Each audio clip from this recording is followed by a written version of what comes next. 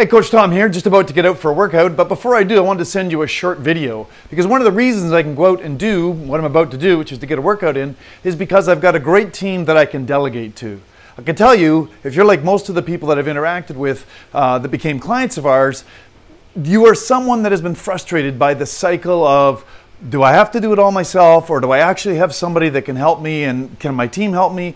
And if I do delegate to them, will they actually follow through? Will they get it done? And the worry and stress and hassles and the experience of delegating things that don't get done just becomes so freaking frustrating that people eventually just either stop delegating, or they delegate very little, or they just try and take it all on themselves. And I can tell you, the stress, the worry, the hassles, the limited productivity, and the limited potential for profit in your business as a result of that does not need to be that way.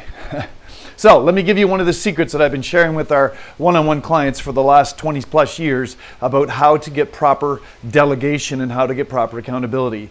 The secret, besides having great team members, which is a whole other recruiting strategy conversation, is about having proper team meetings with agendas. Number one thing I see people screw up all the time is they don't have regular team meetings.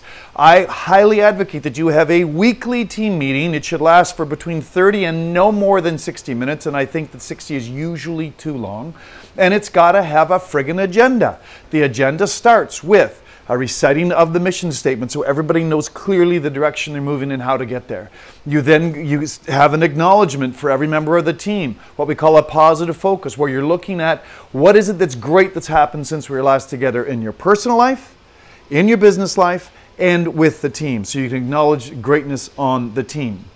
You go now into reviewing old business, where you can clean up and make sure that the people that were delegated to at last week's meeting have got follow through and accountability to the rest of the team in a group dynamic to ensure that the things that they were responsible for are getting done. You now go on to new business, and you can subcategorize new business under different levels like education or marketing or different sub-levels, but it's important to have a segmentation of new business and old business. It's got to be in writing, gang.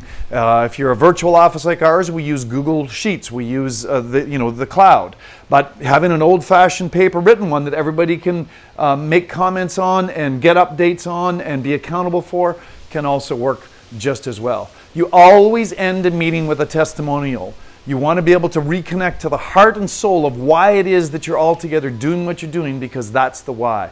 It's the heart that drives us. It's the head that moves us down the path little piece by little piece. So again, if you want proper accountability, you've got to have proper delegation. You've got to get really clear. You've got to have regular team meetings. You've got to have an agenda. And you must be really clear with each of your team members, person A, are you clear about what I've asked you to do? And let's agree to a deadline. Now, when we get into the accountability piece like that, you've got to be strong enough to say, thanks, great job, way to go. Or if they didn't get it done or they didn't get it all done, you've got to be willing to tough love them enough to bring out the best in them. People love the support and challenge because that's where growth takes place. Your team isn't growing, they're dying. It's a binary universe we live in, gang. So let's be clear. You want to see them growing. People want to grow. They want to be challenged. You got to have the heart and soul and love to be able to challenge them. Not just for their growth, but also for the growth of the company, the mission, and the people you serve.